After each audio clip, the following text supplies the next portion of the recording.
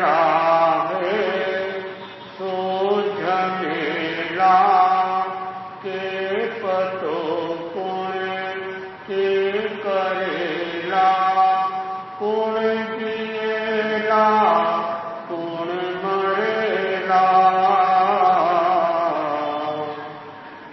काया पथ में फल भरे राम है काया पंथ में फल भरे राम है मारी चेतना में प्रभु रो नाम है एक लो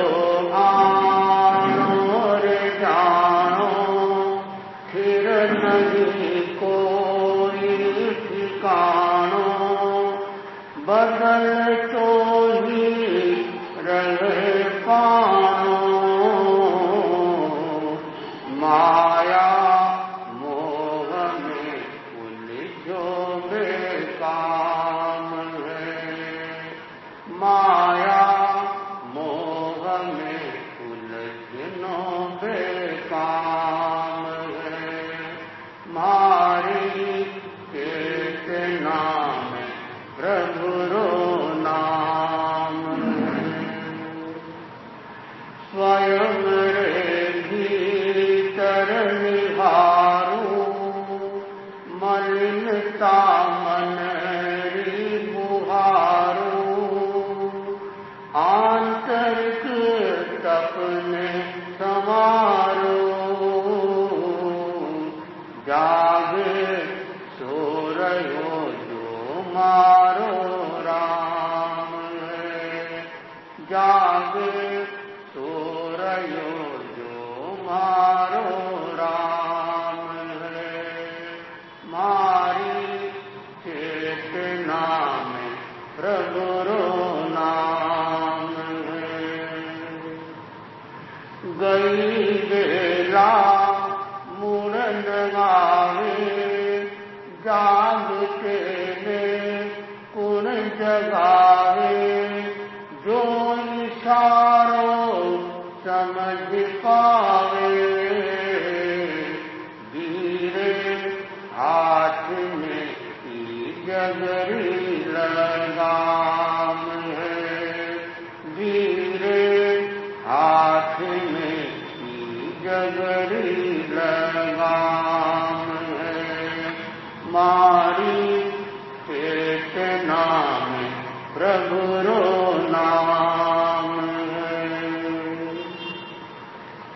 हो सनातन मई निरामयी वचन बोधित नित सुधामयी भावना निर्मल दयामयी आस्था बुद्ध कीवा अति उत्तम है आस्था बुद्ध कीवा अति उत्तम है मारी चेतना में प्रभु रो नाम है प्रभु रो नाम है प्रभु रो नाम है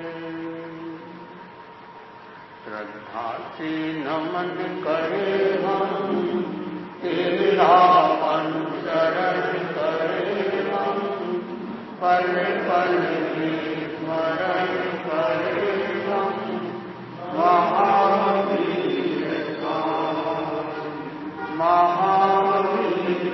महावीर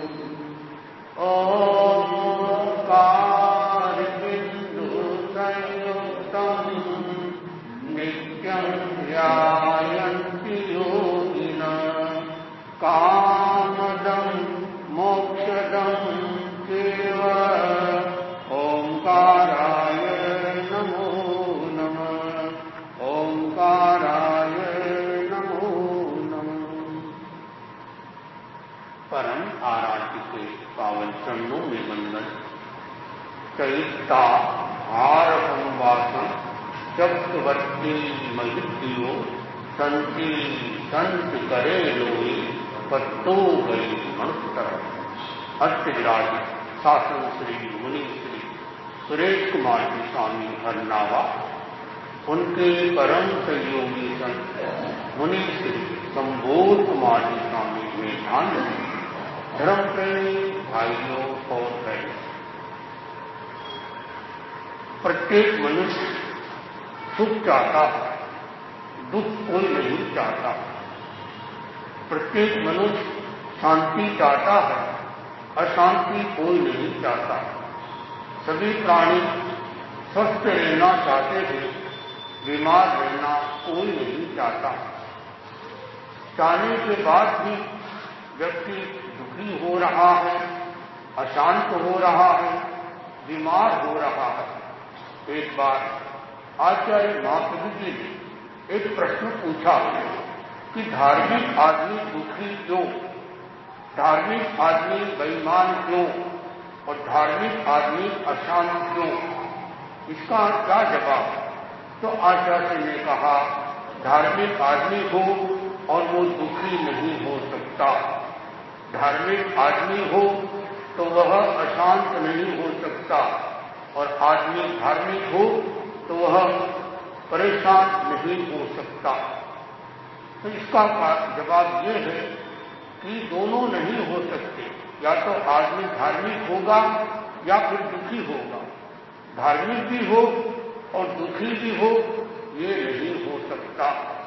वही व्यक्ति को हमको लगता है कि ये व्यक्ति धार्मिक है लेकिन दुखी है, वह ऊपर से हमें लगता है कि धर्म कर रहा होगा, भीतर में धर्म उतरा नहीं। आज अंदर में धर्म नहीं उतर रहा है, बात भीतर में नहीं जा रही है। कारण लोग बाहर से सुनते हैं और बाहर निकाल देते हैं, भीतर में नहीं उतारते हैं। इसलिए व्यक्ति जैसा चाहते हैं और देखा जाए, व्यक्ति एक ओर तो चाहता है सुखी रहना, दूसरी ओर दुखी रहने का, दुखी होने का उपाय करता है। एक ओर चाहता है स्वस्थ रहना, दूसरी ओर बीमार होने का, बीमार रहने का उपाय करता है। एक ओर चाहता है शांत रहने का, दूसरी ओर उपाय करता है अशांत करने का, होने का। कैसे? जैसे सभी को पता है कि स्वस्थ रहने के लिए जल्दी सोना चाहिए, लेकिन आज का आदमी, यहीं से सारी बीमारी शुरू हुई। यदि लोग टाइम पे सोना शुरू कर दें, हमारा मानना है बहुत सारी बीमारी से बच जाए। तो देरी से सोएगा तो देरी से उठेगा, अब देरी से उठेगा तो बहुत तरह की बीमारी के साथ में लेकर आएगा, जंजाल भी आएगा। कि सुबह सुबह का समय बड़ा कीमती रहता है। इसलिए हमारे गुरुदेव आचार्य महाप्रभु जी ने कहा था कि कोशिश करना चाहिए सुबह सुबह 9 बजे के पहले न्यूज़पेपर नहीं पढ़ना चाहिए। न्यूज़पेपर बहुत खतरनाक। सुबह सुबह कितना कचरा, कैसी कैसी बातें हम दिमाग में डाल देते हैं। जब से मैंने सन 2000 में ये बात सुनी थी आचार्य महाप्रभु जी से, और मेरा शुरू से रहा कि जैसा गुरुदेव फरमाए वैसा जीवन में उतारना चाहिए। तो 2001 से लेकर आज 2024 हो गए, लगभग 23 साल हो गए, मैंने कोई न्यूज़पेपर नहीं पढ़ा और कोई नुकसान नहीं हुआ। कई लोग सुबह सुबह न्यूज़पेपर पढ़ते रहते हैं और समाचार में उसमें ऐसे आते हैं जो अनुकूल नहीं रहते हैं, और सुबह का समय बड़ा कीमती रहता है। सुबह का सारा कीमती समय यदि न्यूज़पेपर पढ़ने में लगा दिया तो फिर आप जाप नहीं कर पाओगे, सामायिक नहीं कर पाओगे, भक्तामन नहीं कर पाओगे, कितने सारे प्रवचन में से भी मिस हो जाओगे, टाइम पे नाश्ता नहीं कर पाओगे, तो प्रवचन में भी फिर लेट आओगे या नहीं आओगे। एक पेपर छूटने से कितना बड़ा फायदा होगा। इस मामले में हमारे बहने को साधुवाद देना चाहिए। प्राय बहनों में न्यूज़पेपर पढ़ने का शौक नहीं के समान रहता है, कोई कोई मिल जाते हो, ऐसी बात है। तो कहा गया कि अगर आपको पढ़ना जरूरी है तो 9 बजे से पहले न्यूज़पेपर मत पढ़ें। मैंने देखा आचार्य तुलसी को शाम को जब सूर्यास्त होने से देरी है, आहार पानी हो गया, अब कोई काम नहीं है, जनता की अभी नहीं आ रही है, उस समय थोड़ी देर के लिए न्यूज़पेपर पढ़ रहे। आचार्य महापति जी को देखा, वो न्यूज़पेपर तो खुद तो नहीं पढ़ रहे थे, लेकिन खास का समाचार जो संत है, छोटे संत, वो पढ़कर सुनाते, वो भी दोपहर को जब विश्राम का टाइम हो गया और न्यूज़पेपर पढ़ने वाला न्यूज़पेपर पढ़ रहा है, उनको पता ही नहीं गुरुदेव कब नींद में चले। वो सोचते मेरी बात सुन रहे, वो तो नींद में चले। उनकी विशेषता थी, कहते हैं कि जैसे वो लेटे चद्दर को हाथ में लिया नहीं और नींद आ, इतनी जागरूक, तत्काल नींद आ जाती। कई लोग ऐसे मिलेंगे जो नींद आते नहीं टाइम पर, कितनी परेशान हो जाते हैं नींद को लाने के लिए, गोलियां खाते हैं और पता नहीं क्या क्या करते हैं, बोले नींद नहीं आ रही। तो नींद अच्छी कब आ सकती है? जब कोई मन में टेंशन न हो, आपका मन हल्का हो, मन शांत हो, और रात को जब सो तो ये सोचो सोने के पहले निःशेषम, ये सूत्र दिया आचार्य महाप्रति जी ने। निःशेषम यानी अब जितना काम आज होना था हो गया, कल के लिए कोई काम बाकी नहीं रहा। यदि कल होगा, कल काम आएगा तो कल नहीं, आज कितना काम होना था, आज का कोई काम बाकी नहीं रहा। ऐसा सोचकर, निर्भर होकर, टेंशन फ्री होकर ये अगर सोएंगे, जरा आप सोते हैं, विचार चलते रहते हैं, ये रह गया वो, और आदमी जैसा धंधा करता है उसको विचार भी वैसे आते, सपने भी वैसे आते। एक व्यापारी था, कपड़े का व्यापारी था, और सो गया, नींद आ रही नहीं, और नींद भी आई, सपना जो भी आया, और उसने देखा कि कोई ग्राहक आया, और ग्राहक आया तो ग्राहक से भाव ताव भी किया और उसको कपड़ा भी देना था। तो कपड़ा फाड़ने के लिए उसने कपड़ा फाड़ा और इतने में आवाज आई पास में से, जो घरवाली सोई थी वो जाग गई, बोले ये क्या कर रहे हो? अरे तुम घर पे परेशान करती हो, दुकान में भी परेशान करती हो, यहां कैसे आई? अरे ये तो दुकान नहीं तो घर है, तुम मेरे पास में सोओगे, तुमने ये क्या किया? चादर फाड़ दी। अरे मैं तो समझा ये दुकान कोई ग्राहक आया है उसके लिए मैंने कपड़ा फाड़ा। जब आदमी नींद में होता है तो नींद में आदमी कहते हैं कि सत्य नहीं बोलता। स्वामी जी आचार्य भिक्षु प्रवचन देते थे, और कुछ लोग ऐसे होते थे जो नींद भी लेते थे। आसुर जी नाम का उनका श्रावक का नाम था, आसुर जी। और आचार्य भिक्षु ने देखा कि ये नींद ले रहा है तो उसको थोड़ा जागृत कर दे। बोले आसुर जी नींद ले रहे हो? बोले नहीं नहीं नहीं महाराज, नहीं महाराज, नींद में आदमी सही बोलता भी नहीं बोलेगा हमेशा, हाँ कम बोलेगा, देख लेना। चाहे बच्चे को देख लो, किसी को नहीं शब्द आएगा, हाँ आएगा ही नहीं महाराज। थोड़ी देर बाद में फिर नींद लेने लग गया। जनता भी देख रही है, स्वामी जी कह रहे हैं। स्वामी जी सोचा कि सबके सामने झूठ बता रहे, मुझे झूठा बता रहे, मैं कह रहा हूं नींद ले रहे और ये बोलता नहीं महाराज। फिर थोड़ी देर बाद में वापस सबकी शुरू हो गई, नींद आने लग गई।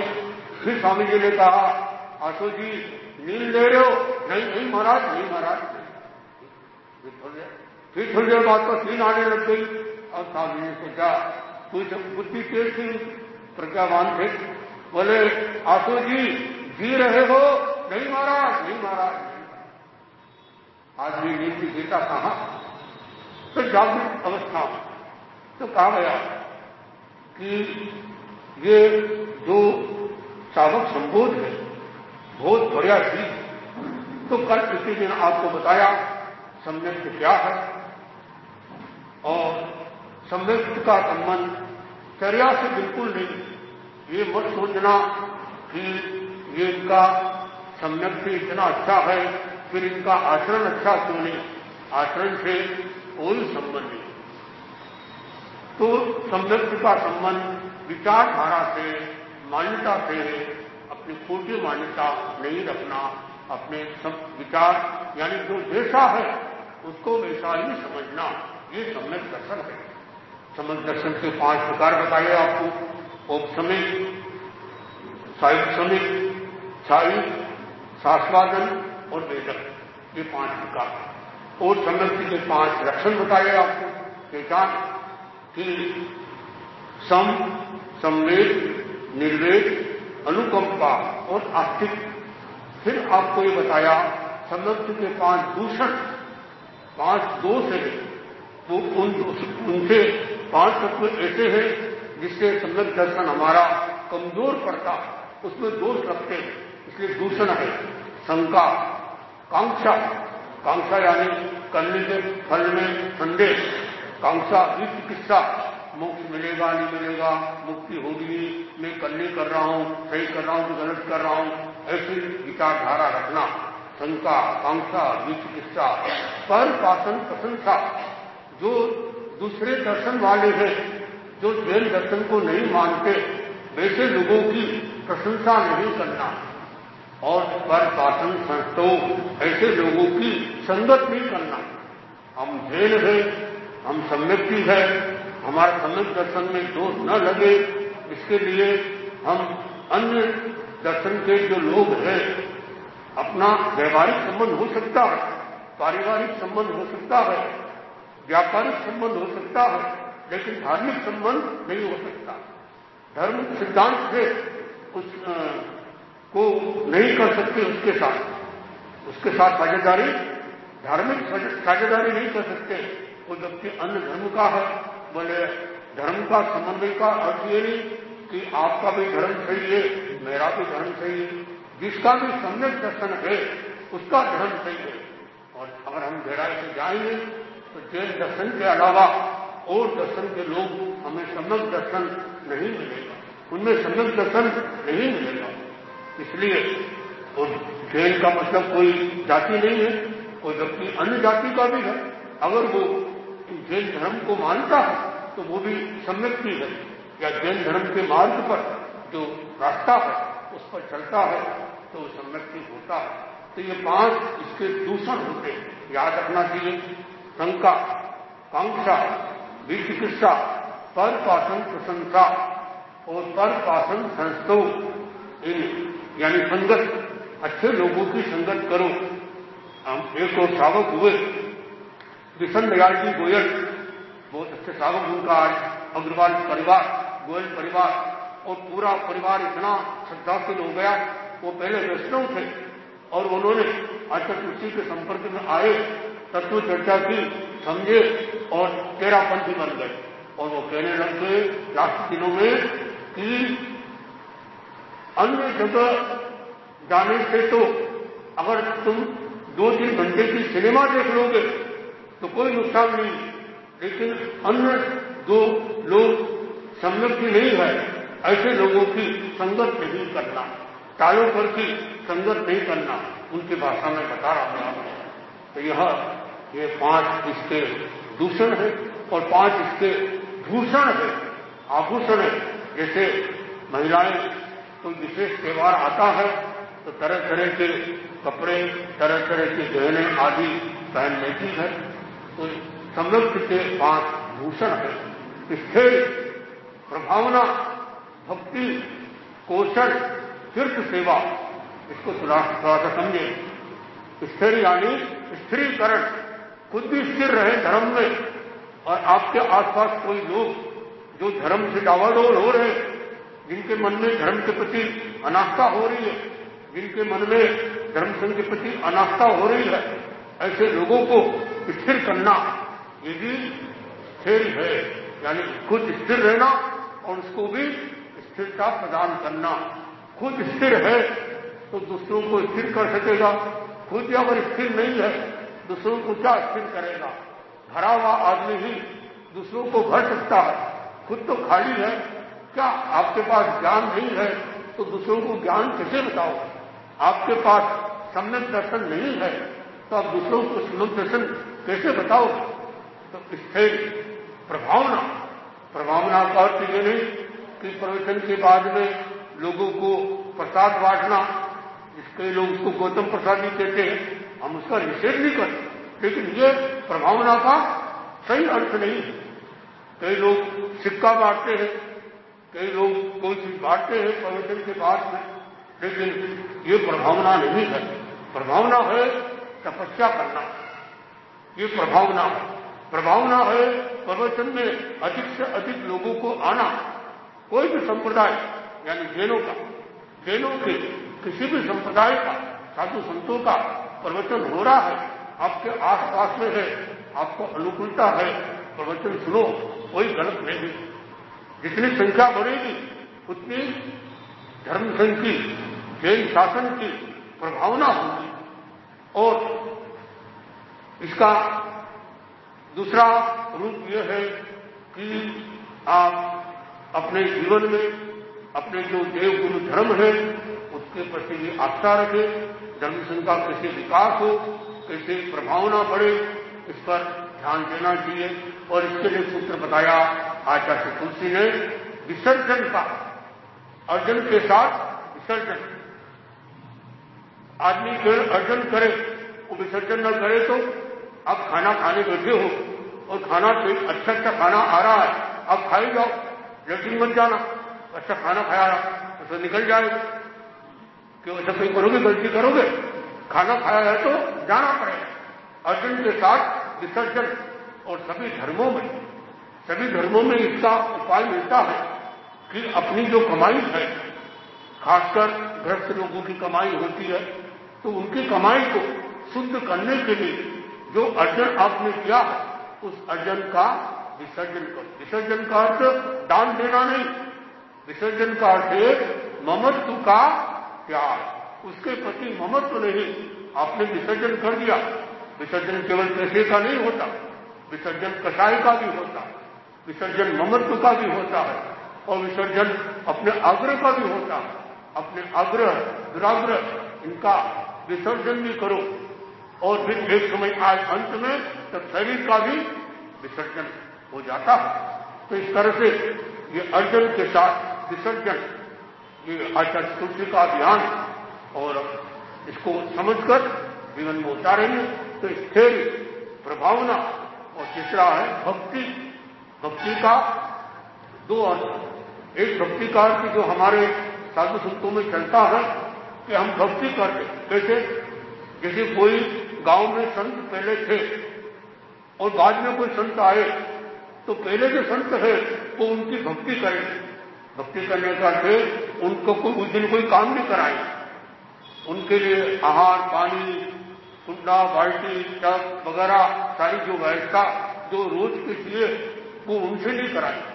भाई वो आए हैं, हमारा चाहे हम छोटे हैं, वो चाहे वो पहला बड़ा हो या छोटा हो, जो पहला रहता है वो बाद वाले जो आ रहा है उनकी भक्ति करते। एक भक्ति का अर्थ है। एक भक्ति का अर्थ है सेवा करना। सेवा करना, आप भी सेवा कर सकते हो, हम भी सेवा कर सकते हैं। और अपने संघ में सबसे ज्यादा बड़ी सेवा कौन कर रहे हैं, बता सकते हो? आचार्य महासमन बहुत बड़ी सेवा कर रहे हैं धर्म संघ की। देखिए, सेवा का मतलब तो यही नहीं कि हाथ पैर दबाना, सेवा के बहुत तरीके हैं। रास्ते में साथ में चलना वो भी सेवा है, धर्म संघ को चलाना वो भी सेवा है, अपने संघ को चलाते हुए भी अपने कसाई को, अपने को शांत रखना और सबको खुश रखना बहुत बड़ी बात है। तो ऐसे ये भी एक सेवा है। आप लोग भी सेवा का दायित्व जानते होंगे और सेवा समझने पर करते भी होंगे। और अब बहुत जल्दी ही संतों का विहार, साथियों का विहार होने वाला है और संतों का भी जो भी है तमाशा कर रहे हैं। 15 नवंबर तक स्थिर एक जगह रहना अनिवार्य जैसा है। उसके बाद में 16 तारीख को एक बार विहार हो जाता है और जिनको जो जो निर्देश मिला है वो साधु संत उस दिशा में प्रस्थान करते हैं, विहार करते हैं। तो आपके लोग, आपको कहने की जरूरत नहीं, बस प्रेरणा की बात है, याद दिला रहे हैं कि जब भी सेवा, रास्ते की सेवा करना बहुत बड़ी आजकल रस्ते की सेवा बहुत मुश्किल से होती है। कई लोग क्या करते हैं, एक गाड़ी की व्यवस्था कर दी, एक नौकर की व्यवस्था कर दी, एक काशिद की व्यवस्था कर दी, पैसे की व्यवस्था कर दी, बोले खाना तुम भी बनाना, खाना तुम भी खाना, साधु संतों को बेराना। वो सही सेवा नहीं। समाज के जिम्मेदार आदमी साथ में हो तो वो सेवा सही होती है पूरी जिम्मेदारी के साथ। इस तरह से तो स्थैर्य, प्रभावना, भक्ति यानी सेवा आदि और कुशलता होना, दक्षता होना चाहिए हर चीज में कि हम शावक हैं तो हमारा शावक अपना और अभूषित हो, और हम साधु है तो शुद्ध साधु बना पालने की कोशिश करें। कोई जान अनजान में छोटा मोटा दोष न लग जाए तो उसको प्रतिक्रमण के माध्यम से दूर किया जाए। भाषा से बचे, सावध्य भाषा न बोले, निर्वध्य भाषा में हिंसा नहीं होती है। इस तरह से शावक लोगों को भी चाहिए कि वो भी इस तरह से कुशलता रहे, अपना जो शावकपना है वो सुरक्षित रहे। और फिर है तीर्थ सेवा। या अपना तीर्थ का मतलब गंगा सागर जाना नहीं, तीर्थगार से वो पालिताना वगैरह जाना नहीं, ये तीर्थ यात्रा में नहीं आता। यहाँ सम्यक दर्शन के यहाँ तीर्थ सेवा का अर्थ है, तीर्थ कितने हैं? 4, साधु, साध्वी, श्रावक, श्राविका, इनकी सेवा करना। एक श्रावक भी दूसरे श्रावक की सेवा कर सकता है, आध्यात्मिक निर्बद्ध सेवा। तो हम अपने जीवन में इन बातों को लाएंगे तो आपका विकास होगा, मनुष्य पदार्थ है अपने काम को बोलकर।